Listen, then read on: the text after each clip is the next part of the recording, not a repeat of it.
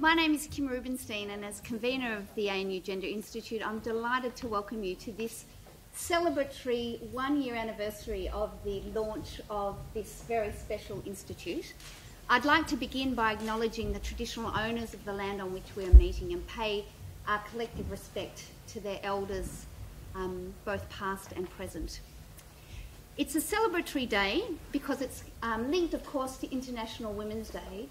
Indeed, we chose the week of International Women's Day to launch the ANU Gender Institute a year ago, and many of you here will remember the very celebratory event which was hosted and involved our Governor-General, the Right Honourable Quentin Price, who gave a very stimulating presentation and enthused us all for the plans that we had as a nascent institute.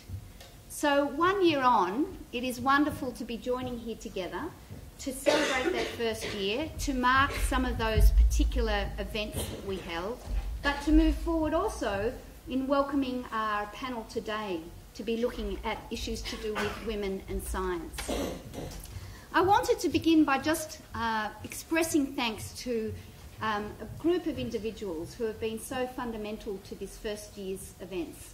And of course, all of you will know the name Martina Fechner, but Martina, if you could stand up so we could give you a round of applause.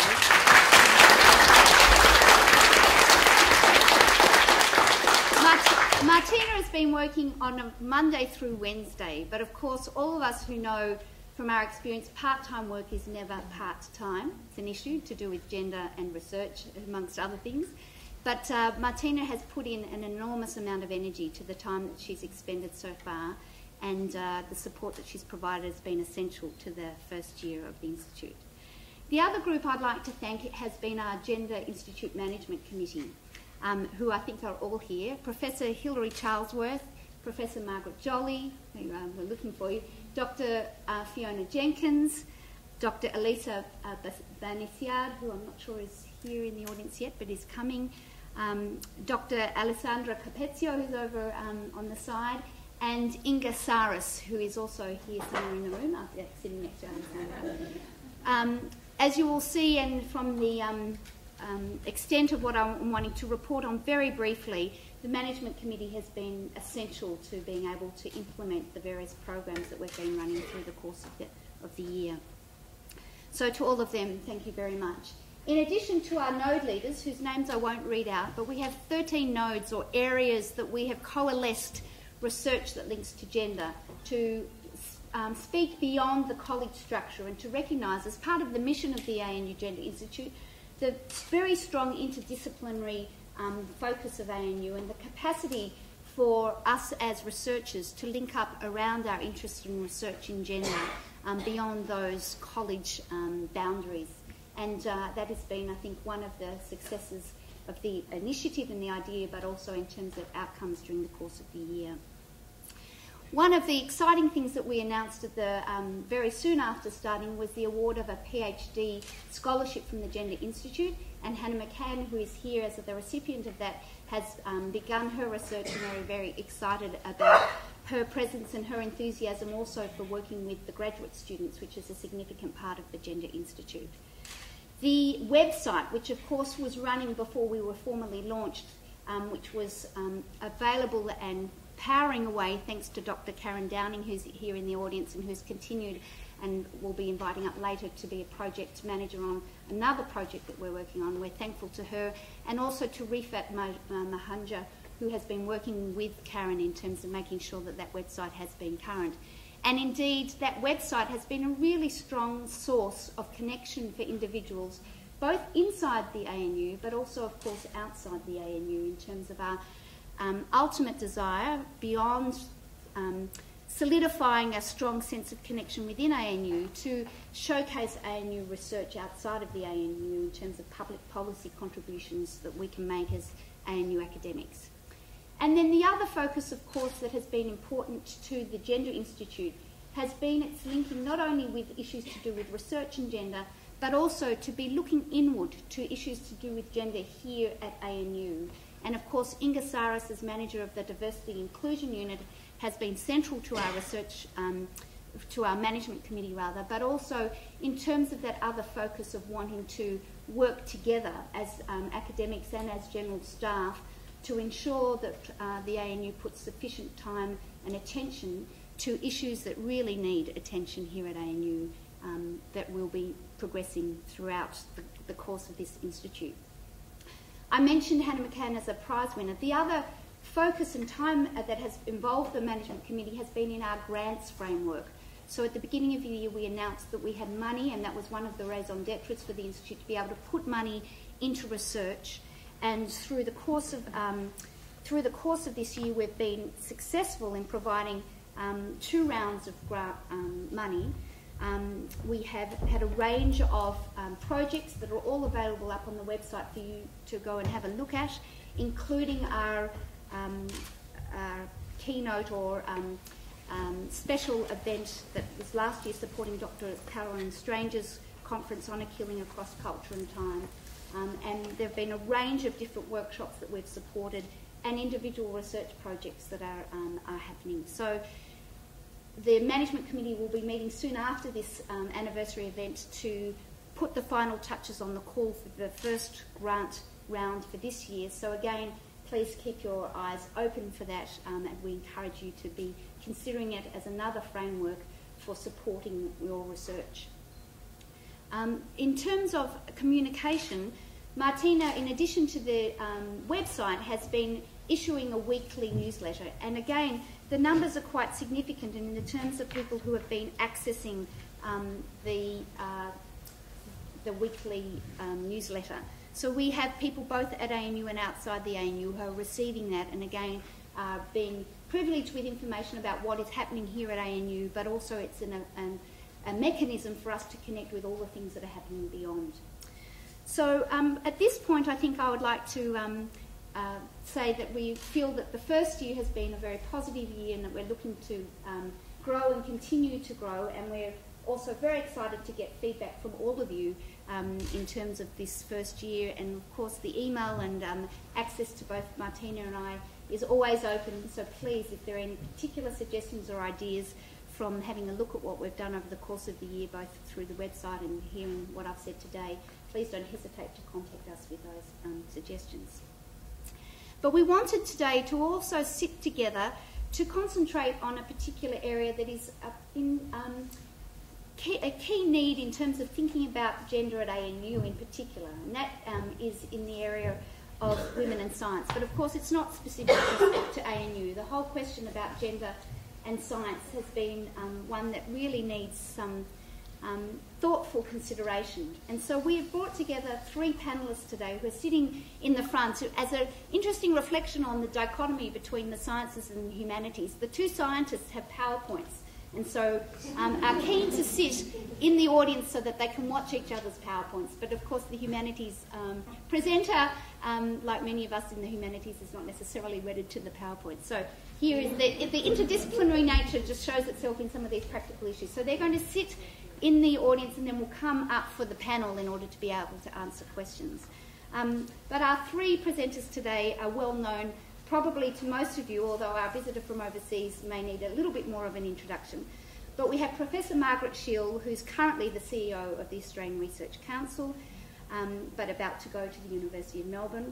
We have Professor Lorraine Code, who is a Distinguished Research Professor in Philosophy at York University in Toronto. And we have Professor Susan Scott, who is a mathematical physicist here at the ANU and who can claim the title of being the first female professor of physics here at ANU, which is very significant to us, Susan. We're really delighted that you can be part of this. I wanted to send apologies from Professor Mahanda Dasgupta, who is a professor also here at ANU, and Mahanda also is recognised because she won the Georgina Sweet Australian Laureate for Science and Technology. So she's particularly sorry she couldn't be here today because of commitments outside of Canberra, but wanted to lend her support for this important panel because one of her roles in that position as the Georgina Sweet Laureate Fellow is to be encouraging women in science and to be promoting gender issues in science. So this panel was really supportive of her endeavour, and no doubt we'll hear from her in other Gender Institute panels later in the year. So without further ado, I would like to introduce our first speaker, Professor Margaret Sheil. Quite early on in my career at the University of Wollongong, I started to get invitations and, had to make decisions around what activities I would support. And quite early on, I made the decision that I would accept invitations that had anything to do with research. So that turned out to be a good call as in my later career, and anything to do with supporting women in particular.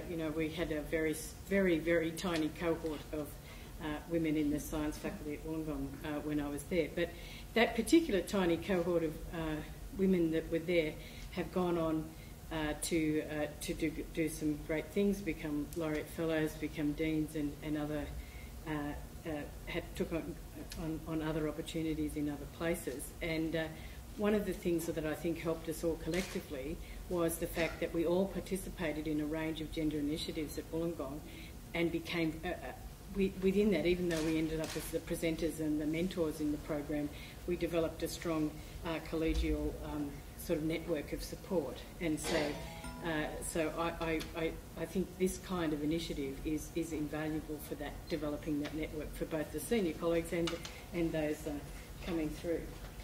So when I arrived at the ARC, and I'm going to just jump around here a little bit, but just talk about some of the things that happened when I arrived at the ARC. But the very first, I guess, issue that I took on was the language. So when I opened up the Discovery Project funding rules for the first time, I looked at the costs that were excluded of a personal nature, and the sole example was childcare. So, because someone had asked for childcare, and so they'd put it in. You'll see now that it says mobile telephones, and a range of other costs of a personal nature, and even though childcare remains a responsibility of others and not necessarily the ARC, the message that sent, just that single example in the funding rules sent.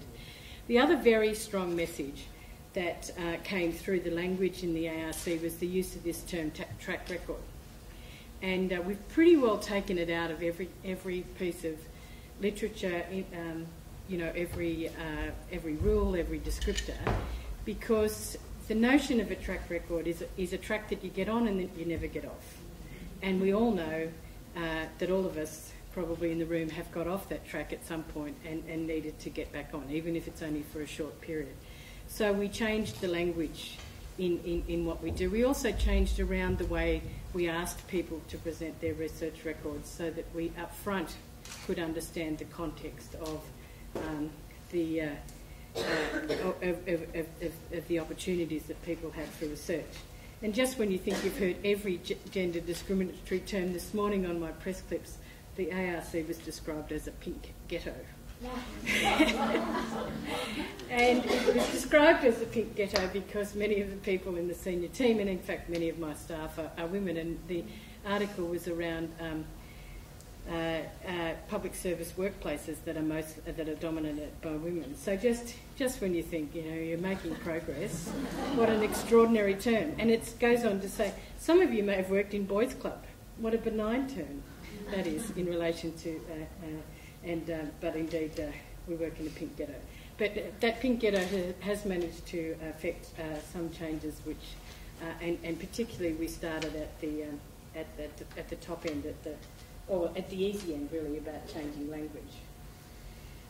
Because this is the symposium's focused principally on women in science, I just thought I'd just show a little bit of data to kind of put in context the discussions. So one of the issues, and it came up in a meeting I was in several days ago, where an engineer pointed out to me that we're meeting the government targets for 25 to 40-year-olds in universities in women, and they're not meeting them collectively as a sector for men, so maybe we need to do something for the male engineers.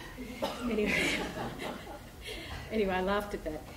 But there also is a bit of a view out there that the women in sciences problem is solved because when you look at the high-level statistics at the undergraduate level, there's mostly around 50 to 60% women.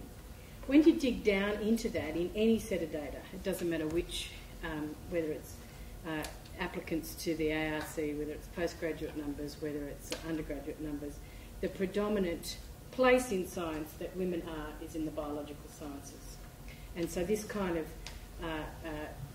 graph here where you see the numbers of applicants from women in biological sciences is up around 3,500, drops back in information and computing sciences, this is over a long period, to 1,500, chemical, ag, medical, health, physical, earth sciences, with maths quite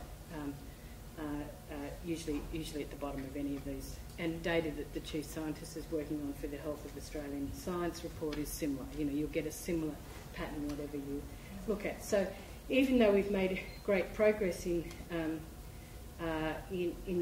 attracting women into biological sciences, the physical sciences, women remain largely as unrepresented or underrepresented. Apologies, not unrepresented. So that's one point I'll just sort of add to the discussion. The other point that I'd add to the discussion is that, again, pretty much whatever set of data you look at in terms of women in academia, and then if you look at women in science it becomes more acute, is that we start off at the early career stage with a high proportion of women, whether it's undergraduate, PhD or immediately post-PhD, and then that drops off very dramatically over career, and it's been dropping off for 30 years. So when I see this, I often see people presenting this and saying, well, the pipelines, we're okay, there's a pipeline there, there's good numbers at the bottom end. In fact, where the pipeline's been much in existence for longer, and Susan could, in the United States, the figures are, the pattern is exactly the same. There's a drop-off as you go up in career. The women that stay in the ARC and in other competitive systems, by the time you get to 20 to 30 years, you're competing generally as well as the men. But then the women, that's the women that's surviving. And we lose women from every career stage. So we lose women, start off high proportion at undergraduate level, drops off when you go to PhD level, and then the biggest drop-off is at the early career postdoc level. So that's where we lose most women out of the system. Or they'll start an academic career and then drop out at the point where it becomes difficult to manage family and all the other activities.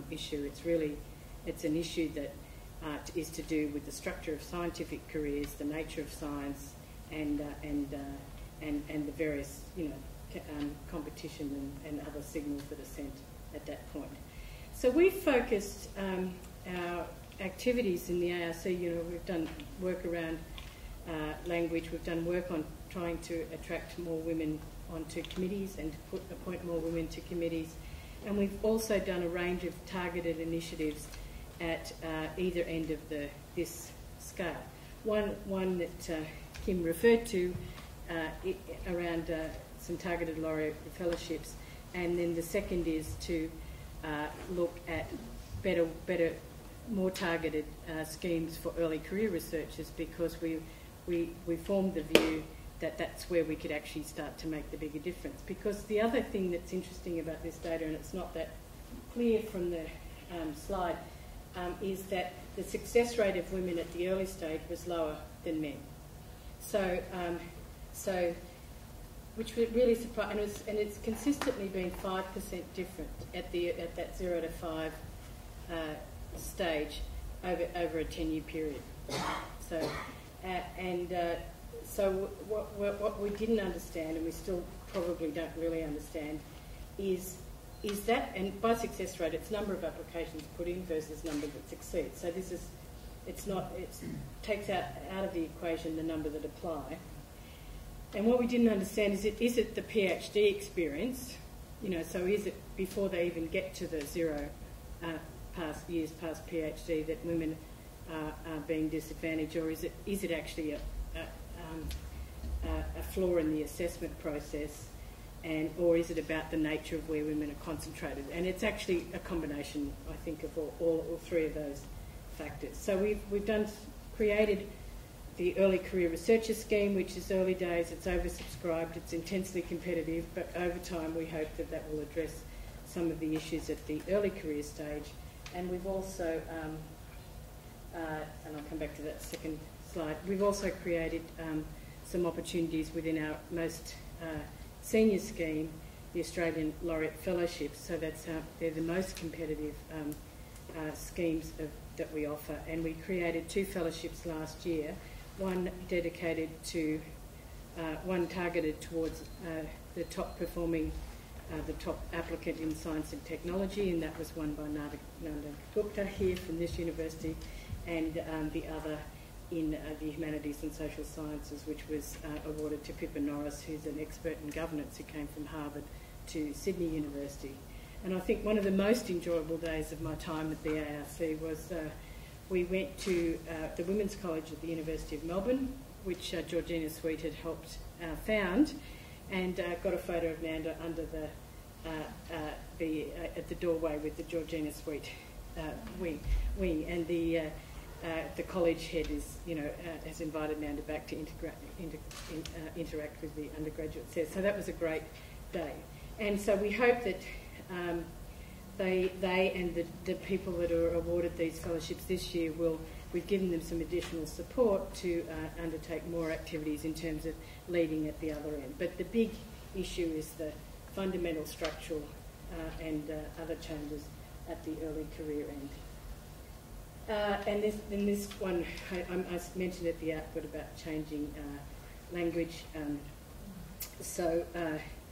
We took away track record, changed for performance evidence, and asked assessors to take into account career interruptions.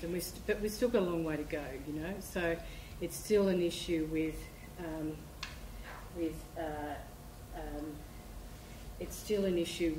assessors. It's still a work in progress. It's still about educating committees. It's still about getting the right people on committees, because the thing that worries me, and a little bit even with our very talented laureate fellows, is the overloading our top women effect as well. So we have to be conscious of that. So it's a long process that I think I've started, but it certainly we won't see the full effects until I leave. I will just finish, because I'm happy to take questions at the end of the presentation, that in terms of science leadership in Australia, we have had an unbelievably, you could potentially describe it as a pink ghetto, but many of our key positions in science and research over the last 4 years have been occupied, and many of mine may or may not continue to be occupied by women. So the confluence of having the president of our Academy of Science, the chief executive of our major science research agency, our major funding agency, the Academy of Technological Sciences, and our first female Nobel laureate means that we do have quite a lot of strong leadership. Plus, we have a very strong professorial cohort that wasn't around 10 years ago when I was made a professor of chemistry, for example. So we're in a good position, and my former minister used to say it was hard to get a gig with him unless you're a woman, and he was a very strong supporter, as I'm sure my current minister is. But so leadership's important, working at structural issues is important, and the language is important, and they would be, I guess, the 3 messages that I'd leave you with for further discussion. So thank you. Thank you, Margaret. What a stimulating start for issues that we might all share.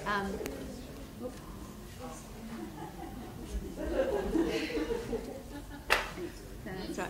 So we will continue, given that our next speaker, Professor Lorraine Code, doesn't need the multimedia extravaganza, we will continue to welcome her. I might just say a few more words. Most in the audience will have known Margaret Sheil's impressive record. Lorraine is a visitor to the ANU at the moment from the university, from York University in Toronto. She's a distinguished research professor in philosophy, and her research is mainly in epistemology.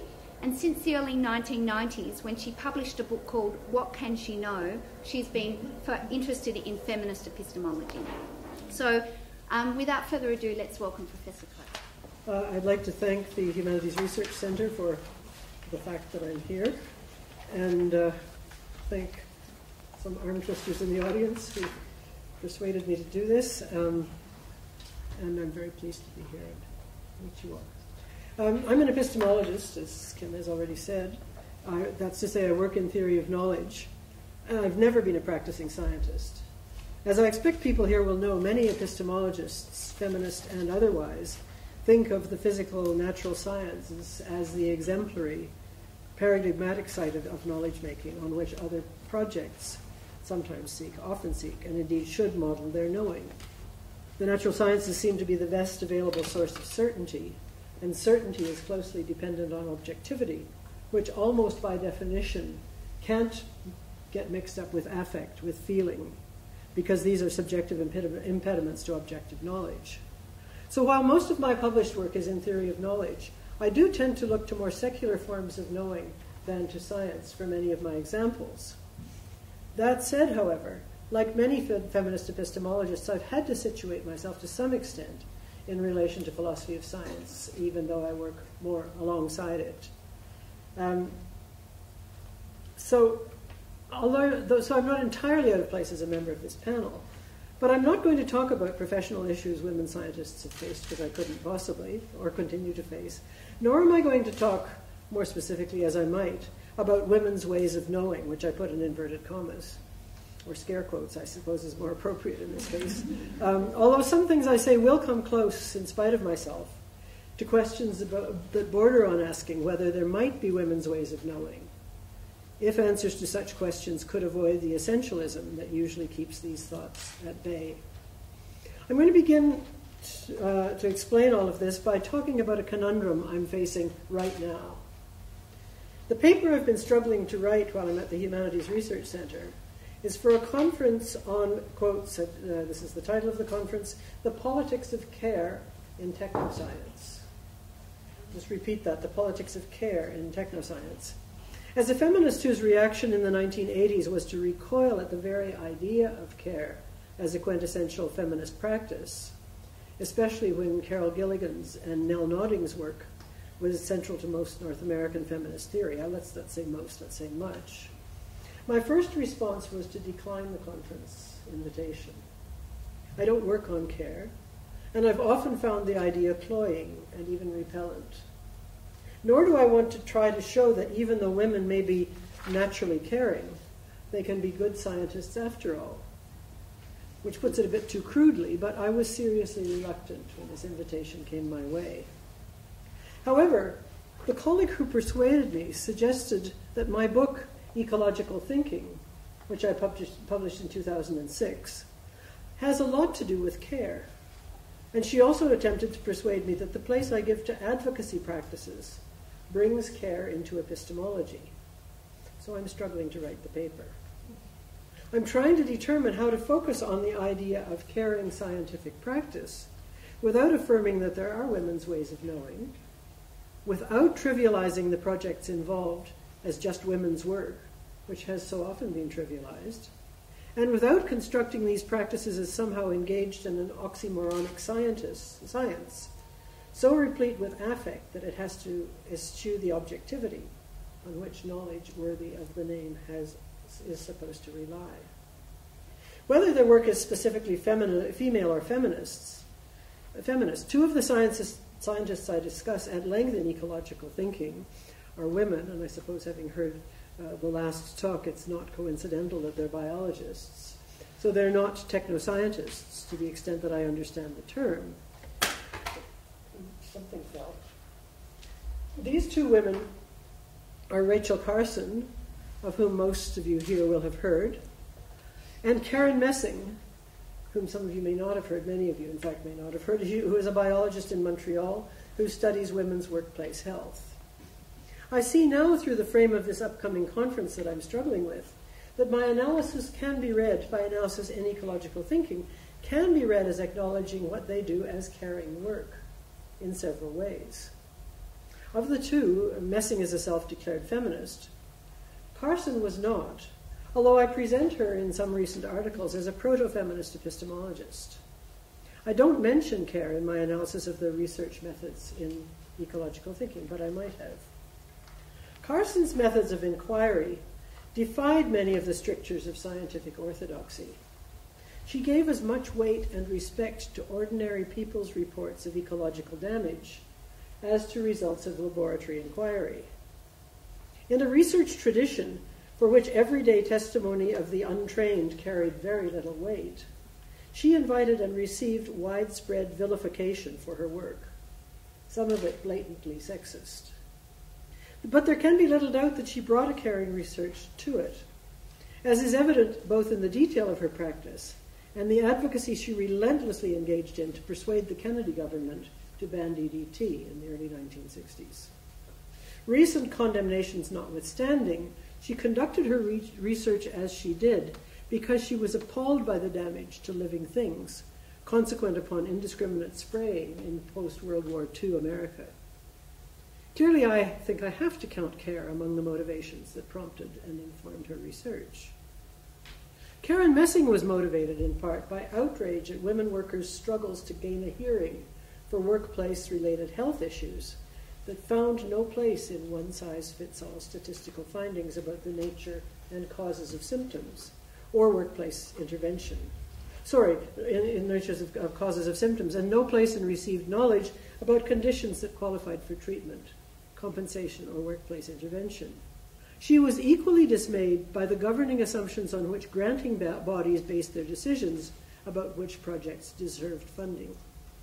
Her research, in other words, was motivated and informed throughout by what I now think I have to call her level of care and concern about the agendas driving judgments of legitimacy sent down by funding boards and by women's unacknowledged sufferings. I do have 25 copies of a handout on which I list all the bibliographical works I've referred to, and I will make them available for people who'd like them at the end, because I'm also now going to refer to one more text. The more recent example, which I'm discussing in the CARE paper, is an American biologist and philosopher whom some of you may know. Her name is Kristen Schroeder-Frechette, and she is professor in biological science and philosophy at Notre Dame. I'm drawing on a recent book of hers, a 2007 book, called Taking Action, Saving Lives, Our Duties to Protect Environment and Public Health. Schroeder-Frechette in this book moves back and forth between detailed case study narratives, by no means told from a position of detachment, and exhaustive statistically documented evidence of widespread pollution and very particular vulnerabilities in present-day U.S. society. Now, I'm not proposing, in reading her work for this caring paper, I'm not proposing that it takes a woman to care as she does, nor am I proposing that it takes a woman to look beneath the statistics to see what they fail to tell, even as they appear to tell all.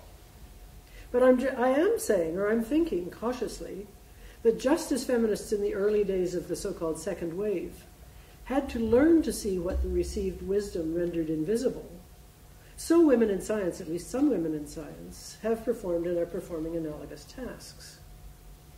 Whether these could figure prominently in revisioned public conceptions of science as practice and institution, I don't know.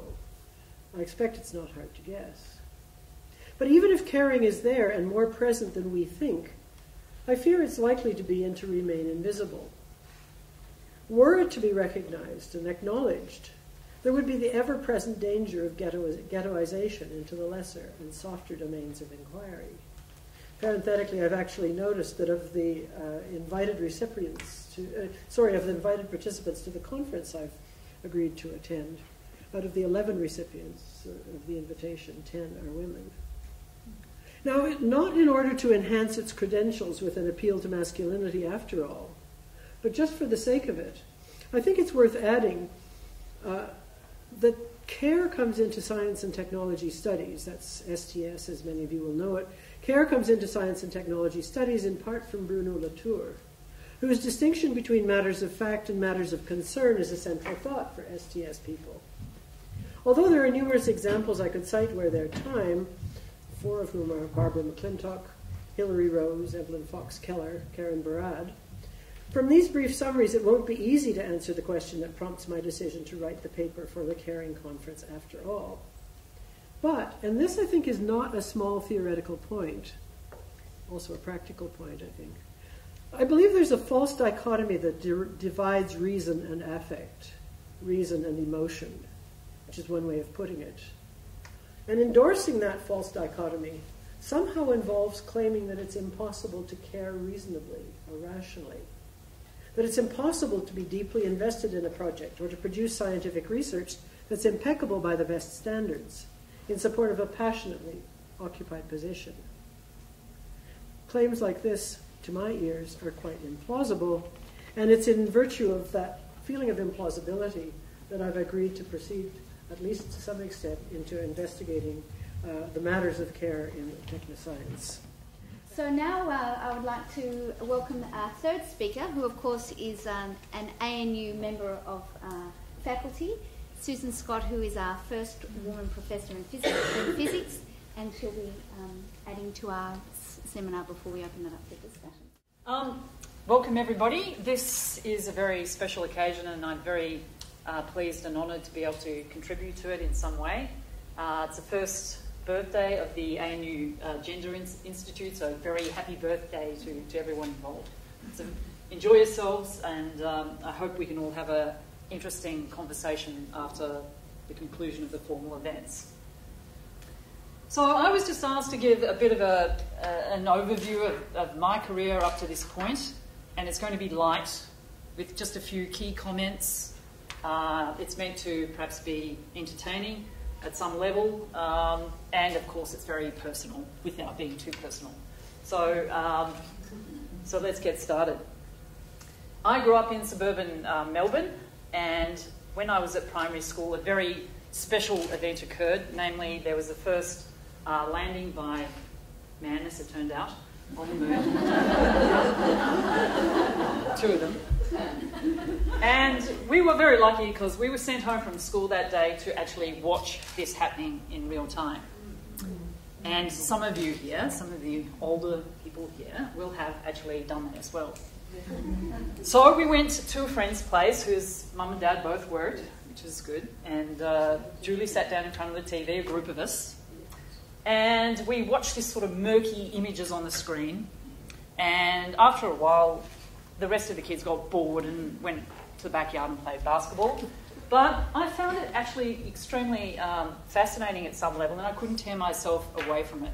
So I found myself peering into this murky screen for several hours. It went on for a very long time.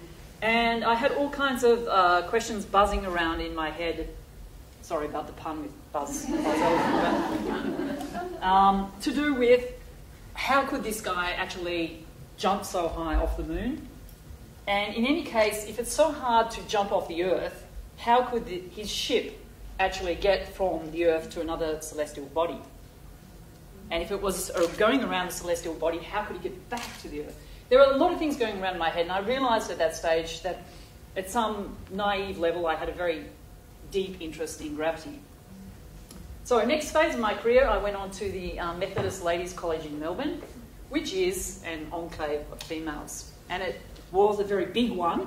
There were 2,500 girls there. So it was like, for 6 years, living in a city of females. We did have the odd male teacher, and in fact a male reverend principal, but most of the teachers were female. And in our early years there, years like 7 and 8, many of the teachers were actually formerly missionaries. So there was a very interesting depth of experience brought to that teaching of those girls at that level. It was a very formative time for me. We were given the thought that we could do just about anything we tried hard enough to do, and many girls from there actually went on and did marvellous things. So it's a very inspiring place. It looks a little bit daunting. There are a lot of ghost stories associated with that particular town. It still exists. And while I was there, my interest in gravity grew further, and this is a picture of the apple tree that Newton supposedly sat under and had the apple fall on his head, the inspiration for Newtonian gravity.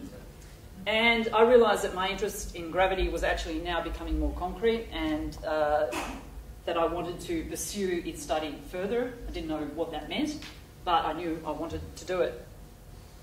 Final story about school is that when I was about 14, my brother, who was 4 years older, flicked this sort of book in my direction that he'd been given at his boys' school, and said, well, you might be interested because, you know, I don't like mathematics.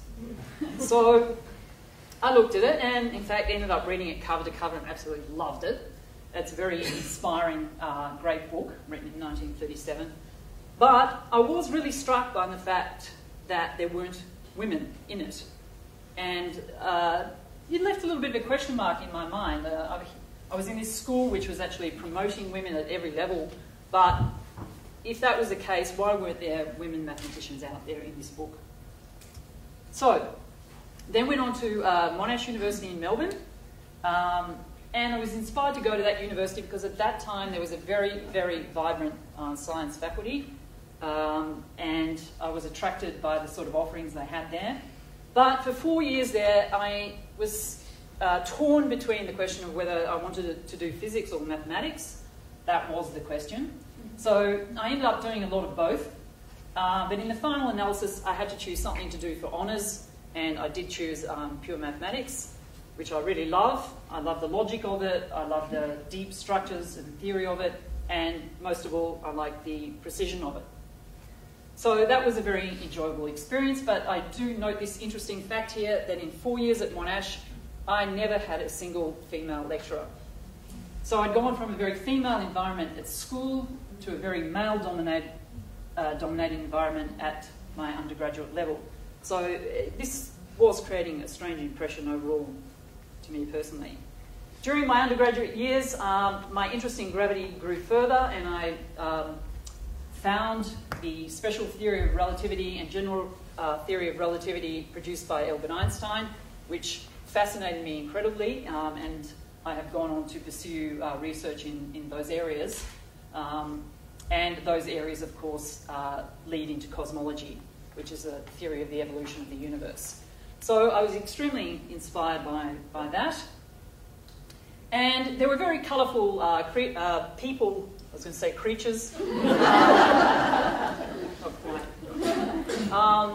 who were inspiring during that period. One of the most memorable was Andrew Prentice, who was a solar system theorist extraordinaire.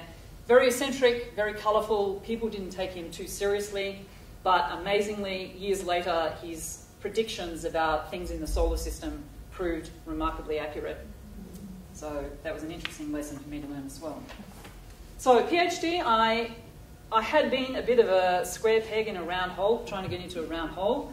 But at that point, I actually found the unique department of mathematical physics which existed in Australia, and that was in the University of Adelaide. So I was very attracted by it and decided that's where I was going to go. And it was a good decision in retrospect. It was a marvellous department. Only 4 staff members, so very small, but very in tune with the sort of things I wanted to do. One message, do find a mentor if you can. Find somebody who's balanced, who's experienced, who's interested in you and can spend a little bit of time with you, who has good judgment and who's been around the block a few times. And these guys personified that. They're both very distinguished scientists in their own right, but extremely worldly, and gave me very good advice. And I was quite saddened to attend the memorial service of Angus Hirst just a few weeks ago. During that period, I obtained a Amelia Earhart Fellowship from Zonta International in the United States. And for those who don't know, she was a very exceptional early aviatrix, very inspirational in that field. And one of the things I used that for was to attend my first international conference in Shanghai. Second message, if you can find a well-chosen, well-pitched international conference and can obtain funding, do go to it. Fantastic opportunity for networking, to get yourself known, to talk to other people about what they're doing, and that generates ideas, but also to talk about what you're doing, so people become interested in what you're doing. It expands your horizons enormously. At the end of that, I obtained a Rhodes Fellowship to the University of Oxford, and that would be my perhaps final message, which is do try to move around if you can. There's a lot to be learned from working in other really superb environments.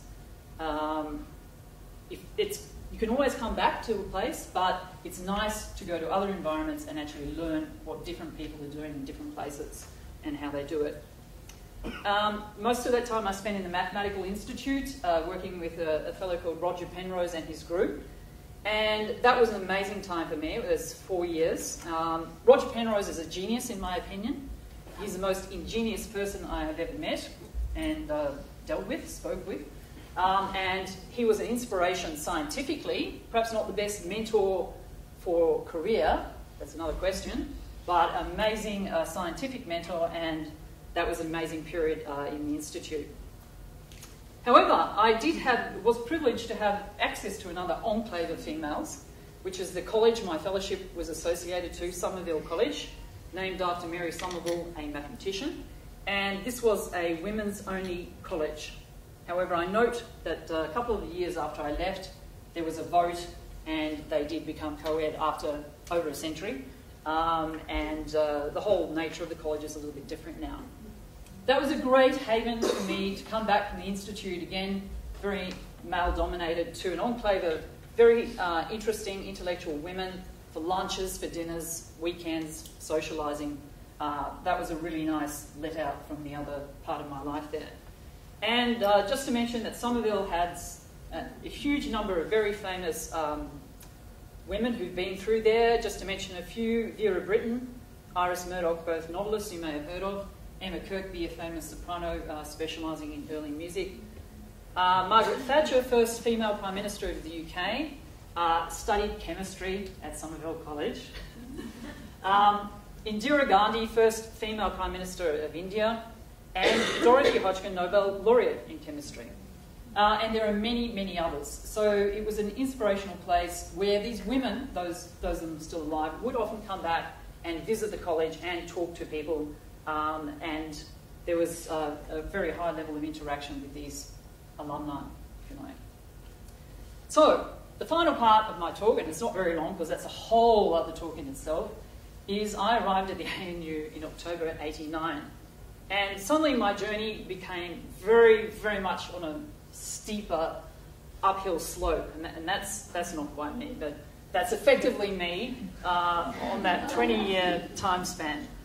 Starting as a level A postdoctoral fellow, and 20 years after a steep hill climb, actually obtaining Professor of Physics in 2009. It was literally 20 years. So it was quite a journey. And to be fair, the ANU changed a lot between the first half of my time here and the second half. A bit more about that in a moment. Now, again, I was still a square peg trying to get into a round hole, so I started in mathematics. I moved to physics in the faculties, for those of you who remember it, in '95. Had an ARC Australian Research Fellowship. Thank you, ARC. That was a very special part of my career, which allowed me to really progress my research. Lasting 6 years. It lasted 6 years instead of 5 because I produced 2 infants during that period. And that's not what they're for. It can happen. At the end of that, I obtained my first continuing position, and interestingly, it was at level B, and that was in 1998, and I note that was almost a decade into my stay here at ANU. So, very different culture to do with women in that early period. That started changing around 2000, and I do believe it is changing still. It's developing, and there are a lot more possibilities increasingly for women at ANU. I could talk about that as well. But 20 years of amazing science. I'm not going to talk about that. That's not the point of the talk. Just a couple of pictures, and a very nice picture produced by one of my PhD students depicting what it looks like to travel on a roller coaster at Sydney's Luna Park at close to the speed of light. So that's what everything around you looks like if you're travelling close to the speed of light. Special relativistic effect. This is the department I work in 1997, and I want to just say about that department, which is now the Department of Quantum Science. I've absolutely loved working in it. It's a fantastic group of people, very successful scientists, but there is a real spirit and will to work together and to be positive and to help each other, and I've appreciated that very much. Now, this is the first picture of me, and it's so dark you can probably hardly tell. Whoops. That one not going to happen.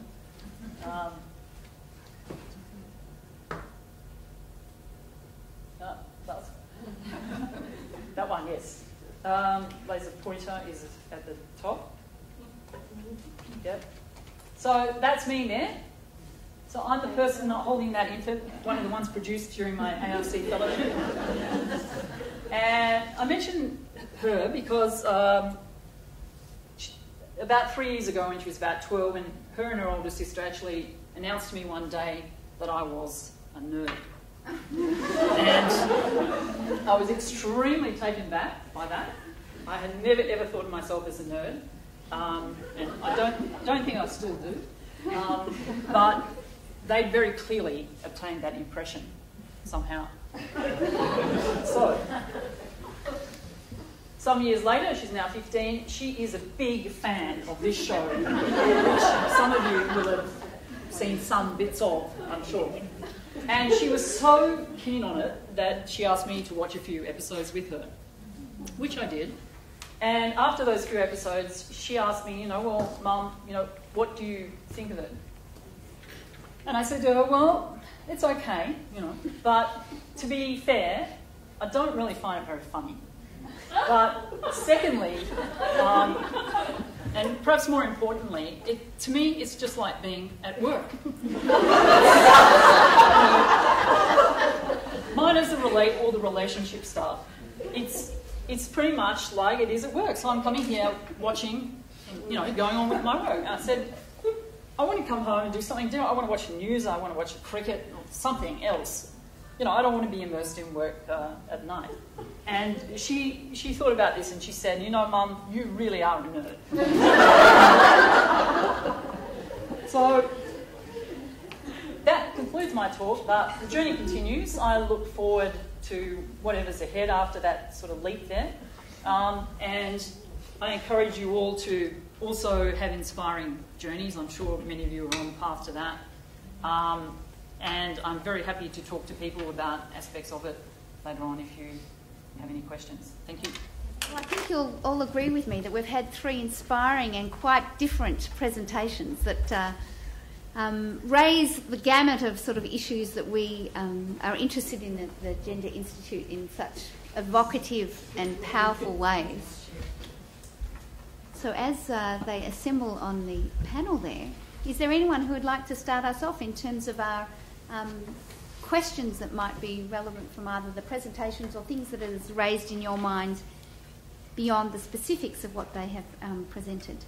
Can you repeat the question so we can take it? Sure, and I'll repeat the questions for the purposes of the tape. Fiona. Sometimes read women scientists saying that it's true that you can't ever stop, that you can't ever get off the track, as it were, to pause and take time out for other things, because science is such a fast-moving enterprise, and you to step off, you've got to lose it. Is this true? So just to paraphrase shortly, does the track differ for scientists than for others? Okay. Yeah. I think that's a very widely held view, and there's some very spectacular counterexamples. So one of my dearest friends is a professor of physical chemistry at Oxford, and she had 9 years off, and her name's Carol Robinson. She's a fellow of Royal Society, winner of the Dorothy Hodgkin Award from the Royal Society, and so she's and Carol, we became friends. We just met at a conference once, and every so often we'd have a conversation and she'd say, I don't remember that. That was in my 9 years off, remember? So we'd be talking about some scientific event. So she was fortunate. She had a PhD from Cambridge, and she restarted as a technician at Oxford, actually, and then got a Royal Society fellowship, and now has got an E.T. Lees professorship, which is really prestigious. But and a very good friend of mine from Wollongong, Jenny Beck, who's had 7 years off, and again came back. I think thinking about, and and there are other examples, but we need more of them, and we need to talk more about them. But one of the things that is common, knowing Jenny and Carol both well, is they had a pretty good record before they stopped.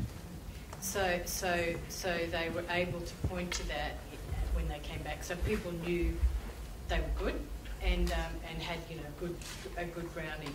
So I think it's a question of when and how, and also having opportunities to come back. And it's something we want to work to change, because we can't continue to lose people. But we just need more examples, I think.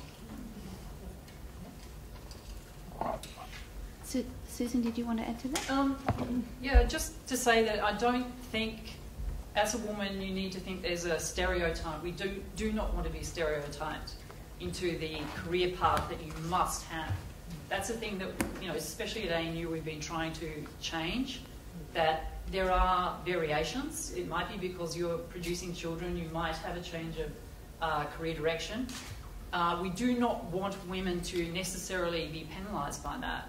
It should be embraced as something that they're bringing back into their profession if they choose to come back into it. And I feel that that's a paradigm that we want to encourage more and more, and that's part of the change. Great. Any other questions in the audience? Okay, we've got two over here. We'll go at the back. Robin first. Oh, hi.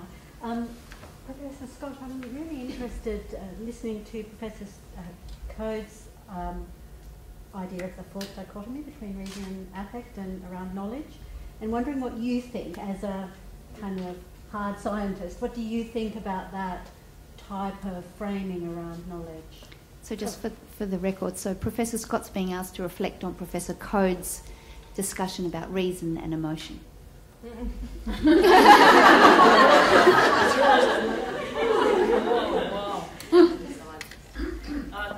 To be fair, I'm going to have to pass on that. I mean, it's a great question, but I don't really feel qualified to answer it. I'm sorry. Maybe another way of asking it is, do you think that your daughters think you are a nerd because you're a woman and the way that you act? Are there gendered notions implicit in the way? No, they don't think I'm a nerd because I'm a woman. They think I'm a nerd because of what I do and the way I do it. I mean, I'm always immersed in papers and computers, and they think the way I speak is nerdy. If you use a word of more than 9 letters or something, it's nerdy, and they just think my whole persona is nerdy. Okay. Any consultation, my daughter also thinks I'm a nerd. We also watch that show. I think it's about their perception of what scientists are like. I think Exactly. But do you think of yourself as a nerd?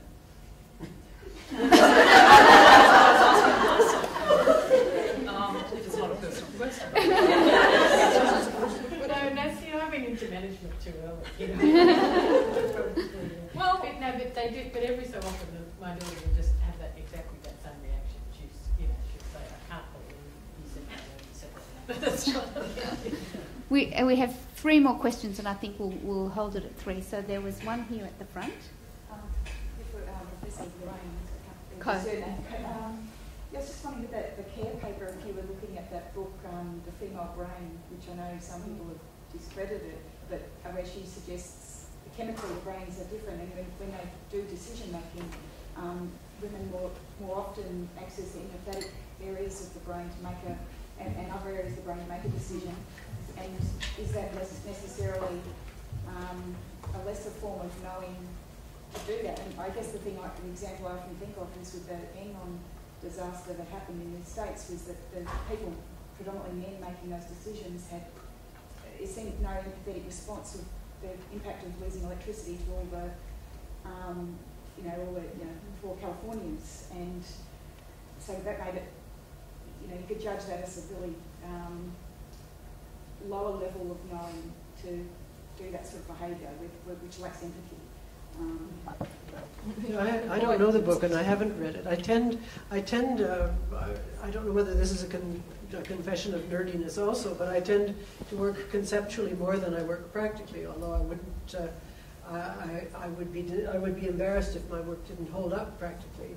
I've been somewhat troubled by notions about the female brain, although anecdotally when I read, for instance, there was something in one of the newspapers just a few days ago about how in situations of crisis women tended somehow to cope better because they were more down on the ground and in touch with the whole range of aspects, such as feeling aspects and things. And there was also an article in one of the local papers a day or two commenting on how women tended to be sought for appointments when the situation was in crisis, and that therefore they might actually fail. One interpretation was that they might be being set up for failure.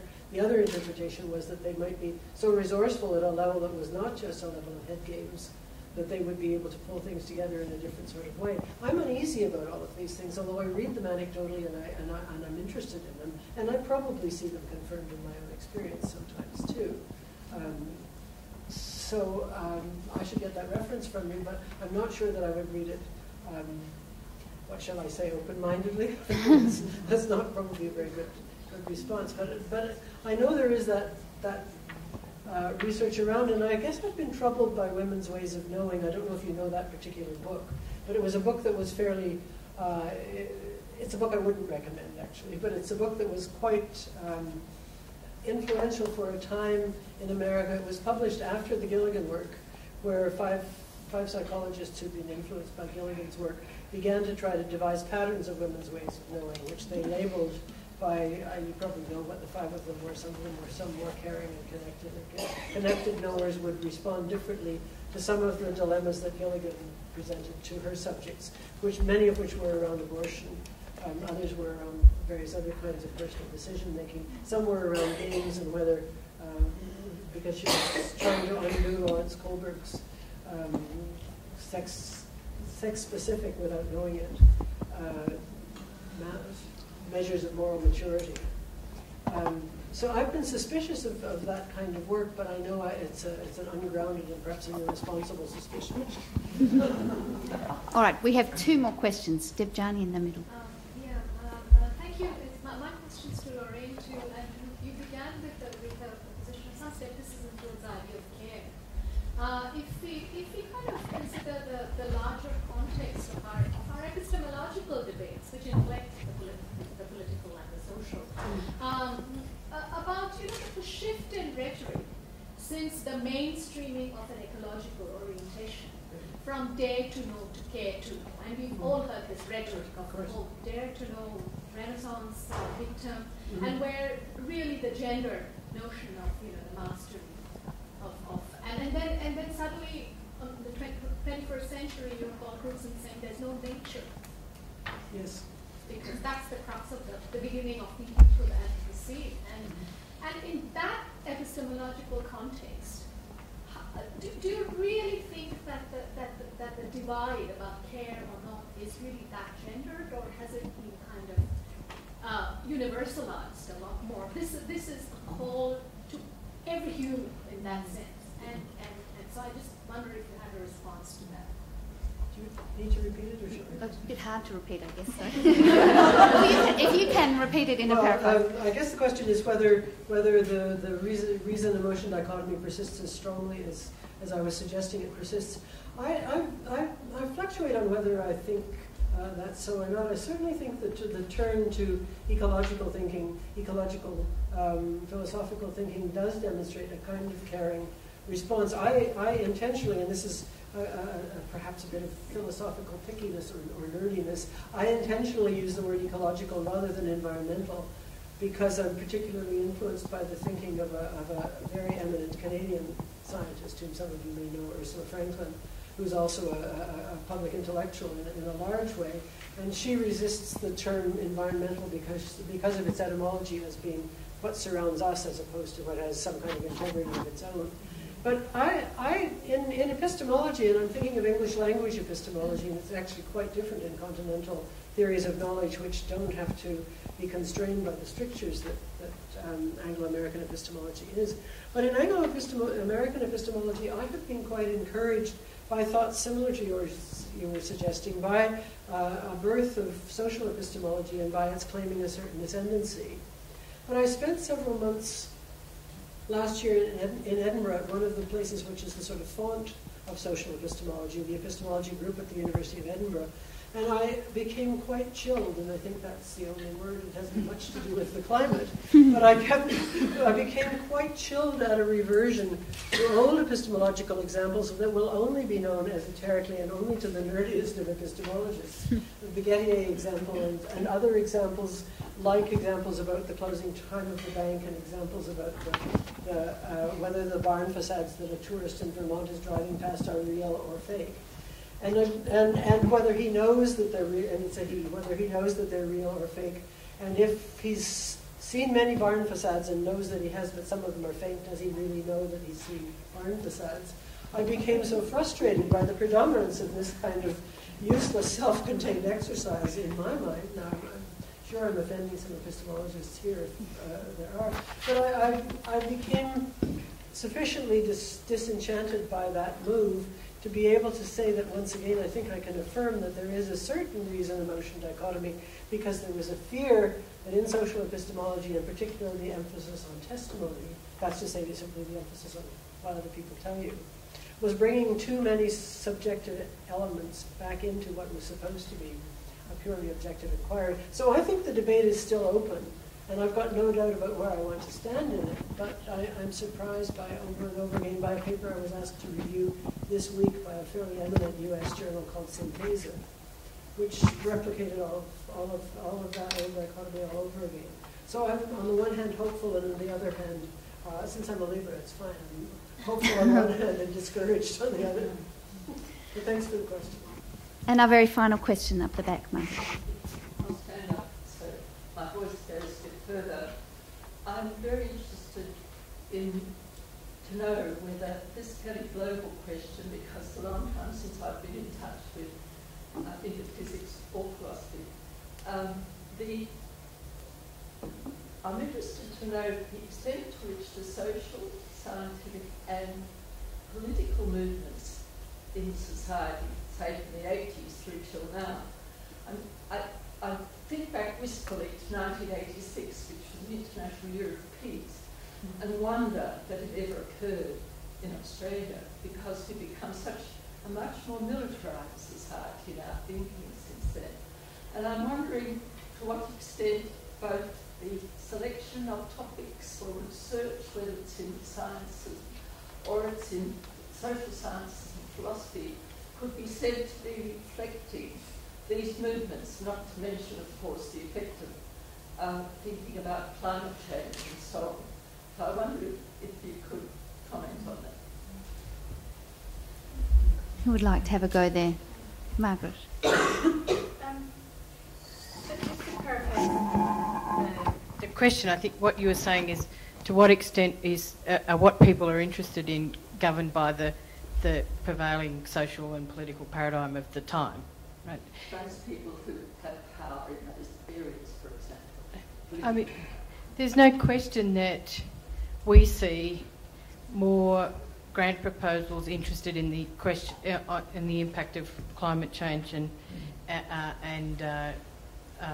you know, and both at the social side and at the scientific side, that's an increasing number of applications. Just as probably if you looked back to around the period of 2001, 2002, that there was, you know, an increase in applications in relation to, you know, terrorism or, you know, security issues.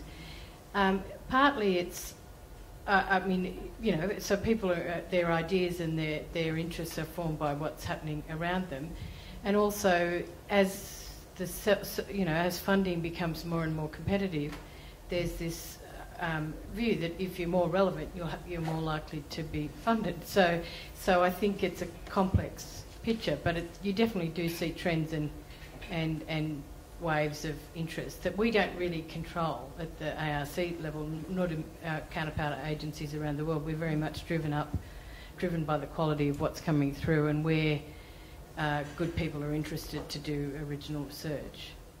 I'd like to call upon Dr. Karen Downing to just speak very briefly about one important project that the Gender Institute is sponsoring before we move on to the last step before we move out to eat, which will be the awarding of our prizes for the undergraduate honours thesis, the PhD, and the published research piece. But Karen Downey.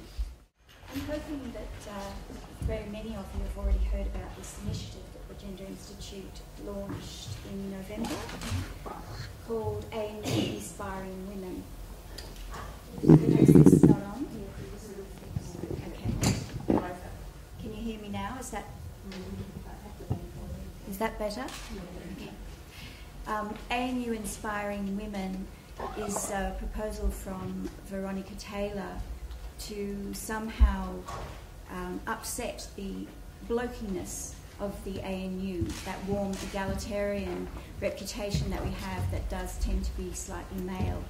And we all know, just looking around the room here and listening to people today, that there are an amazing amount of women doing wonderful things. So this project is about naming those women and profiling them and pushing that information out across the ANU and out to the broader community.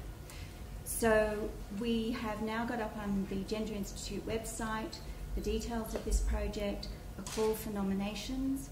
We have the nominations so far, and we've got an amazing range of women already, from professors through to the functions manager at University House, teaching staff, all sorts of wonderful women. And we have one profile that we have done already of Professor Haywal Choi, who's our Foundation Professor of Korean Studies here at the ANU. We'll be rolling out at least 24 profiles of women over the next 12 months with beautiful photographic portraits to accompany them. They'll be available for college and central marketing areas for promotional purposes. They'll be on our website. I'm already working with the college managers, college marketing officers to promote this initiative. I'd like everybody to take a look at the website if they could. I'm sure they'll be as thrilled as I am with the nominations that we've received so far. The culmination of the project will be a full colour publication that will launch at the Gender Institute's second birthday this time next year, which we hope will be used as a corporate gift and will be for sale at the ANU merchandise office. And I just hope we'll all get involved and put some names to these wonderful women and the work that they're doing. Can I call up Professor Margaret Jolly and Professor Hilary Charlesworth to join me in the presentations that we're now going to be making, and Martina's just collecting the things that we're going to be presenting. So I'm going to ask, yes, Margaret to just speak first to announce the winners of the undergraduate honours thesis. Thank you very much, and I think my stomach's rumbling along with Kim's, so I'm going to be very brief. But I think as at the conclusion of what has been a very bountiful year, I think it's our immense sort of collective pleasure to award some prizes. I actually chaired the panel for the undergraduate honours thesis prize, a panel which also included Gillian Russell, Kathy Lupani, and Carolyn Strange, and I thank them for their hard work. We read not just the theses, but the supervisor's letters and the examiner's reports. We thought that the quality was extraordinary, not just in terms of individual disciplines, but also across the range of feminist scholarship, and we decided to award 2 prizes in this category. So the first prize goes to Ashley Walsh for her thesis, Sexed Up, Boozed Up Boppers, Girlhood, Feminism and Consumption, that was supervised by Helen Keane. I mean, we thought this was excellent, in the words of one of the examiners, original and refreshing. And I think it goes to the heart of questions about both the pleasures and the risks of sexuality and binge drinking for young women and girls, refusing the relentless shuffling between images of victims and can-do agents. It offered intriguing analyses of popular culture, such as songs like Price Tag by Jessie J. I just recently listened to it. And it showed the importance of seeing young women not just through the eyes of men, but acknowledging the crucial significance of the joys of young women hanging out together. So congratulations, Ashley. Is she here? Yes.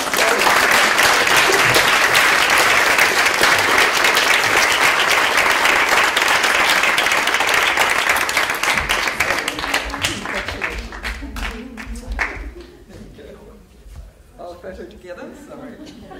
Doing it for the first time, so we don't know quite what to do.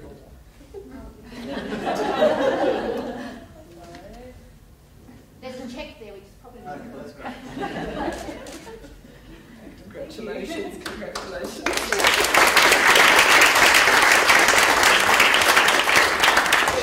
And the second prize in this category goes to Jessica Clark for her thesis, Blue Helmets and Broken Promises, UN Peacekeeping and Local Sex Industries, which was supervised by Katrina Lee Koo. This was another excellent thesis exploring the history of exploitation of local civilian women by UN peacekeepers in post-conflict zones. It teases out the meanings of exploitation, power and responsibility in these relations, and exposes the lack of concerted effort by the UN to address these problems. It was rigorous, lucid, and very, very important. Congratulations, Jessica, and I hope she's with us today. And can I just say, as we conclude, that our committee really thought that both of these people should be giving us a seminar about their work because it's of relevance to the whole of the ANU Gender Institute and indeed to the broader public in Canberra. So congratulations, Jessica.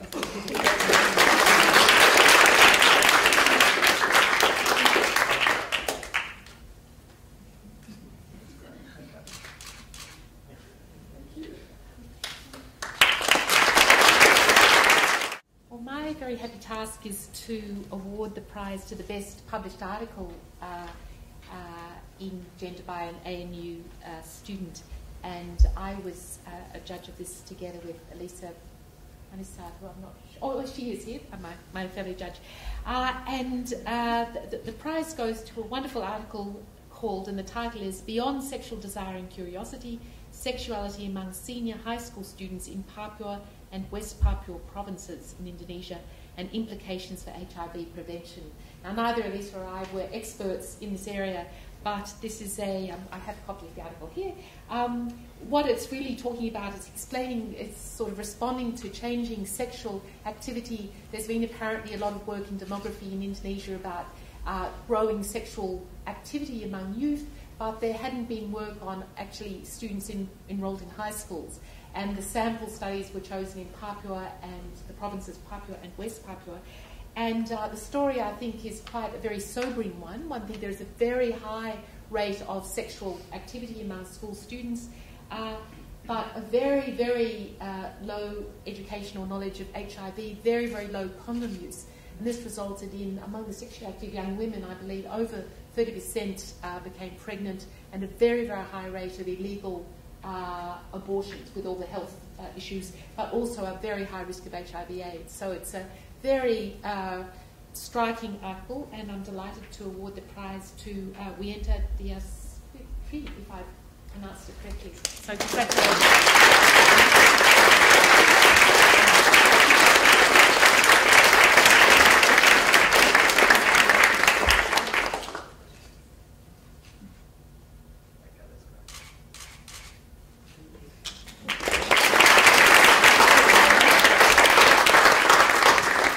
Just because Kim won't do this herself, but of course it just should be said at such an occasion today that the Gender Institute just had such, I think, a fabulous first year. I don't think any of this would have been possible if Kim Rubenstein hadn't been willing to take over as the chair of the Gender Institute, the inaugural chair. And I think Margaret Jolly and I fingered her for this position last year and said, Kim, you really should be willing to take this on. And I don't think either of us expected Kim to take to it with her the incredible energy and generosity that she's devoted to it. So Kim, I think nobody has said this today, you've thanked everybody else, but of course you couldn't thank yourself, but the rest of us would really like to mark your extraordinary energy and generosity and the way that you've allowed us to launch the Institute with such wonderful flair. So many, many thanks, Kim.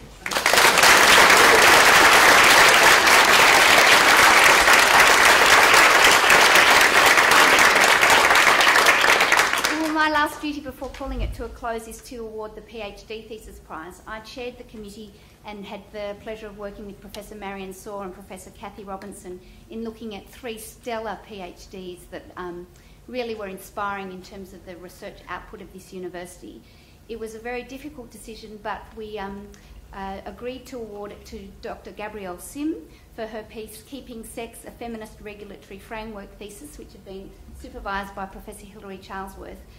Dr. Sim's PhD was an outstanding example of the interdisciplinary research that goes on at this university, combining regulatory theory with international law and the piece has already been accepted for publication as a book and will be an extremely important contribution to feminist and gender research throughout the world. So congratulations to Dr. Gabrielle Singh.